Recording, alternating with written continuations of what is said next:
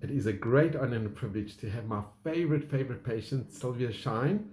We're here in Jerusalem.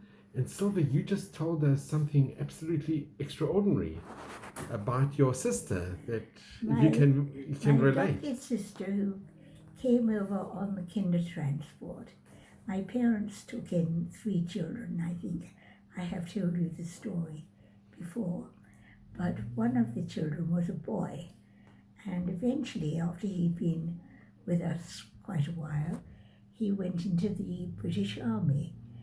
And they posted him to Cyprus. And my adopted sister, Hannah, who had just got married, she was also a child on the kinder transport. She and her husband went on an illegal ship to Cyprus, and they were interned in the camp at Cyprus. This is before 1948, before the state was declared. And who should be on guard outside the camp but Herschel, my adopted brother, Herschel Orbia. And they knew each other, they'd met, and they were good friends on either side of the barbed wire. That's it. And Sylvia, you've kept friends with Hannah.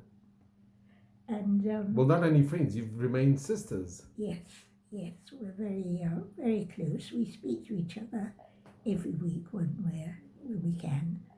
And she's in Caesarea, Stotyam. In Stotyam, yes.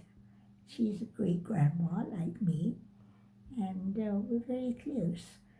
But Herschel, we lost touch with him for quite a while, until one day they had a reunion of all the kinder transport children, all grown up. They were in their 60s by then or more.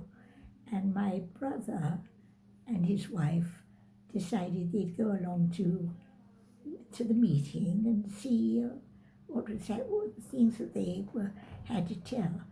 And this gentleman, an elderly gentleman, stood up and he said, I was not on the kinder transport, he said.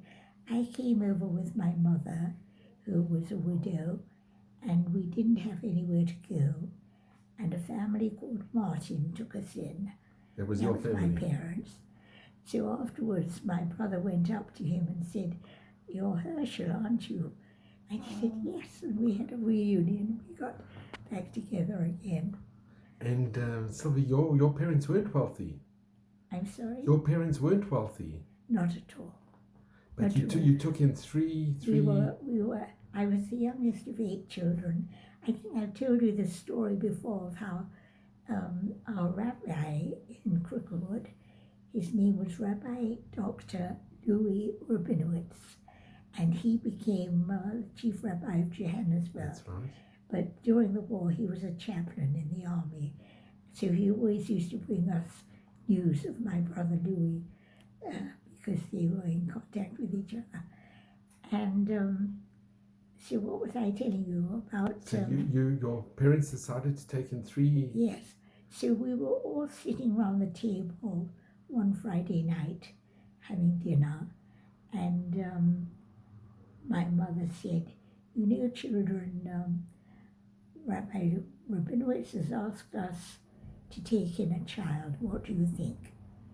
So we all said, of course. How can you not? My mother said, think about it. She said, who's going to give up their bed? Who's going to give up a room? And what will the child think when she hears you call us mommy and daddy, and their parents, they don't know if they're going to see them again? And she went through all the difficulties. And after that, she still took in 1, 2, 3. And you gave up your bed for Hannah? Yes. My Hannah always teases me that I had to sleep in my parents' room. And I said it was no big deal.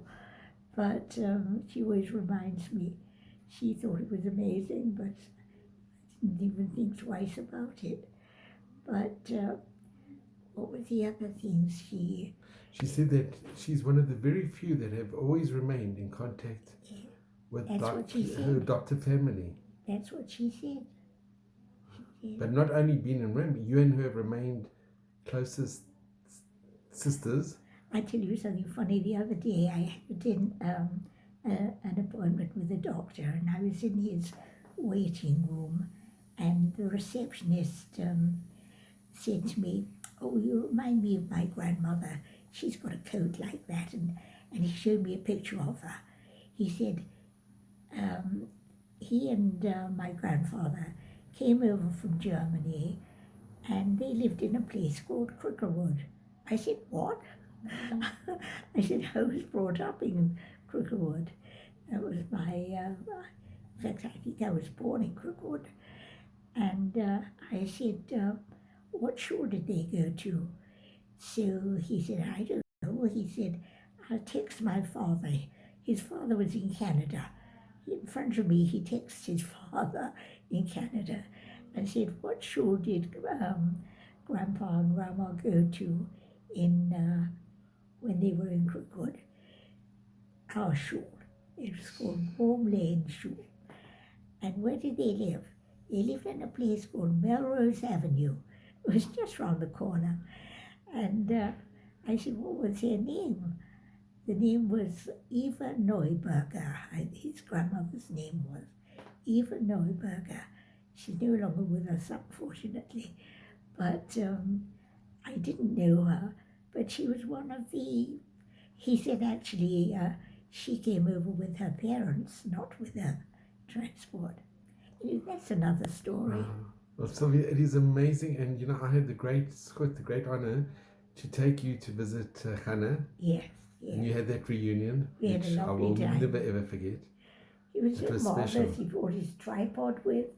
No, but we videoed that encounter, and it was something very unique. And you met her children. Yes, Thank you she's so much, Sylvia. It's been such an honor and privilege to always to hear you. She's a great grandma now, like me. Thank you. Don't know. And you're only 95 years young. So I may best rim in good health until Thank 120 you. in very But good I health. want to tell you something very funny. My great-grandchildren, I have, Baruch Hashem, 11. And they're all under 5. Wonderful. Wow.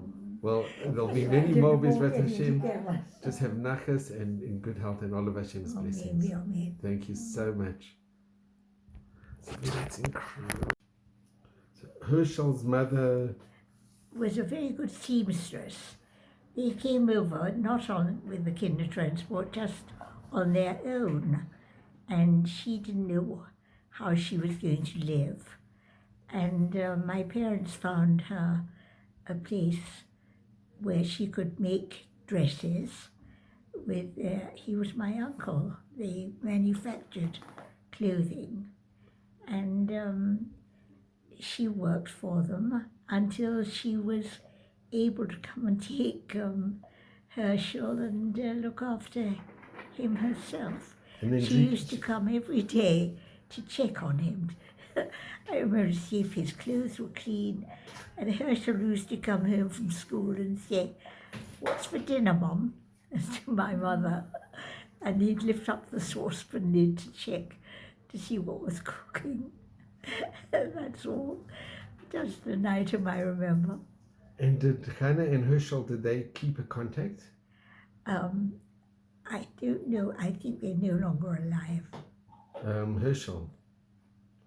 Yeah.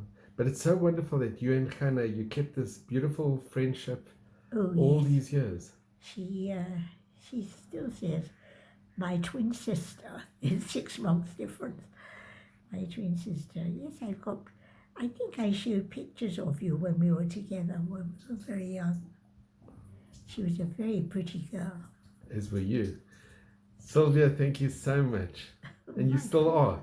You were and you still are and you will. It's amazing. Both you and Hannah, it's one of the most beautiful stories, and it's just incredible.